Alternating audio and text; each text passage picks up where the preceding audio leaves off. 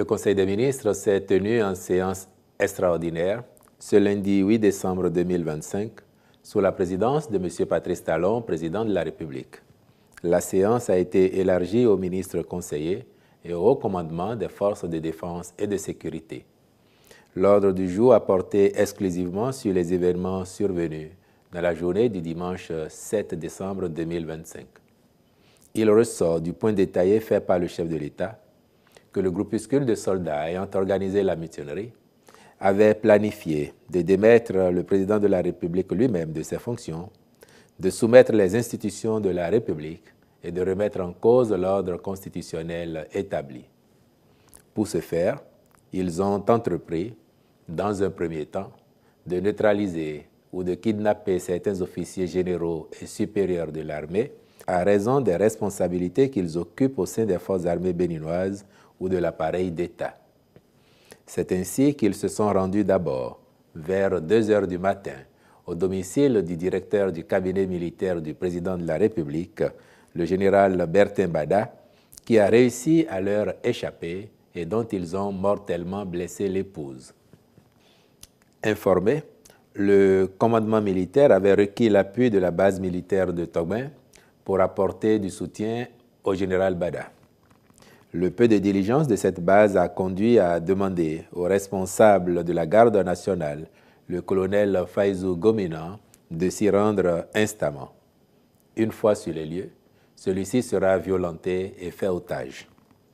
C'est alors qu'il a été su que la mutinerie y a pris corps.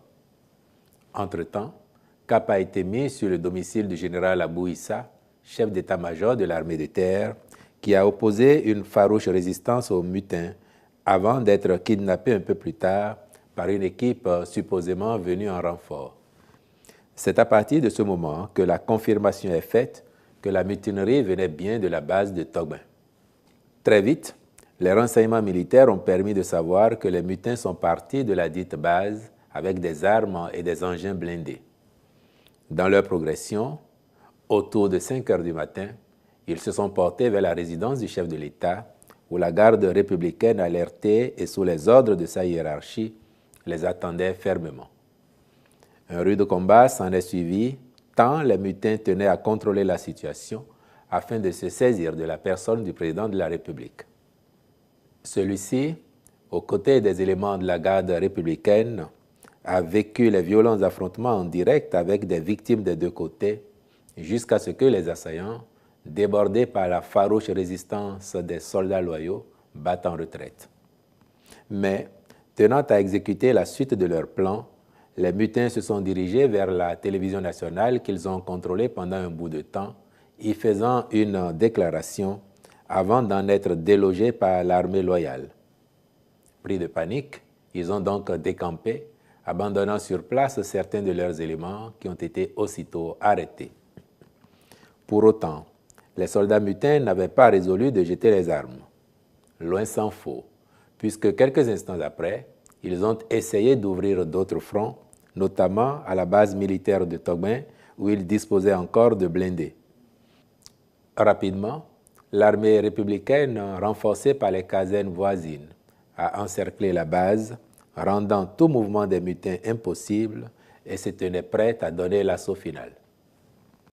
Mais celle-ci étant au cœur d'une zone d'habitation, le chef suprême des armées et le commandement militaire ne voulaient pas que s'y déroulent des affrontements à l'âme lourde, au risque de faire de nombreuses victimes collatérales dans le rang des populations. Il a été alors décidé des frappes aériennes ciblées, chirurgicales, sans exposer les quartiers environnants de Togben et Fidjrosset, de même que des victimes innocentes du côté des militaires. À partir de cet instant, la coopération sous-régionale s'est mise en branle sous l'égide de la CEDEAO et à la demande de notre pays. Le Nigeria nous est dès lors venu en assistance en menant des frappes en fin de journée par son aviation militaire qui a immobilisé certains des engins blindés. Cette opération s'est déroulée avec succès, sans perte en vies humaines. Les derniers assaillants, ayant vu les manœuvres préparatoires, ont pris la clé des champs. Le contrôle de la base a alors été repris et y est actuellement logée une force en attente de la CEDEAO composé de soldats nigérians arrivés dans la nuit de dimanche à lundi pour soutenir les efforts de l'armée républicaine. De même, toujours dans le cadre de cette coopération sous-régionale, une force spéciale est venue de Côte d'Ivoire en cette même fin de journée du dimanche pour se positionner à Cotonou en vue d'autres actions si besoin en était.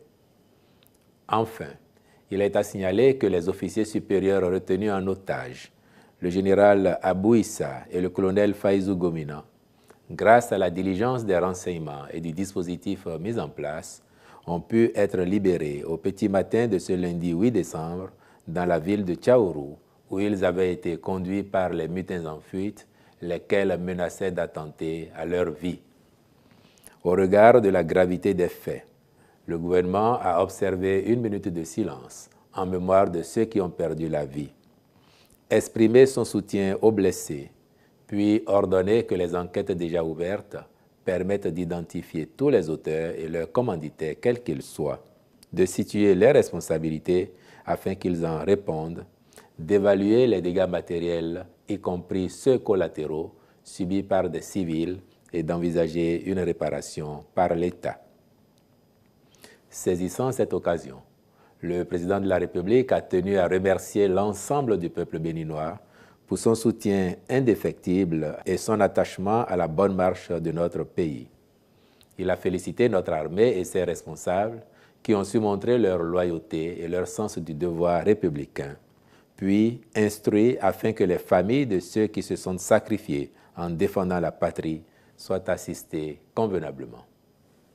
De même, il s'est félicité de la solidarité des pays de la CEDEAO, en particulier le Nigeria et la Côte d'Ivoire.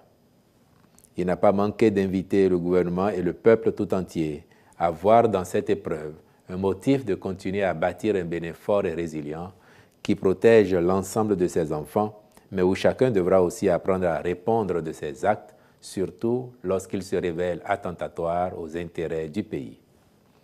Enfin, il a affirmé sa conviction que notre pays va poursuivre sa marche vers le progrès et que nous devons tirer tous les enseignements de ces événements pour qu'ils ne se reproduisent plus jamais. Je vous remercie.